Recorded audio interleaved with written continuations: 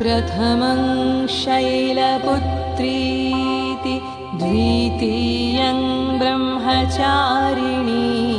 तृतीयं चन्द्रघण्टेति कुष्माण्डेति चतुर्थकं पञ्चमं स्कन्दमातेति षष्ठं कात्यायनी तथा सप्तमं कालरत्रीति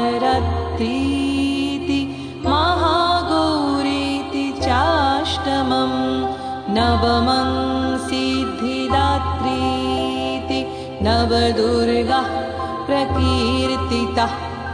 उक्तन्येतानि नवानि ब्रह्मणैव महात्मना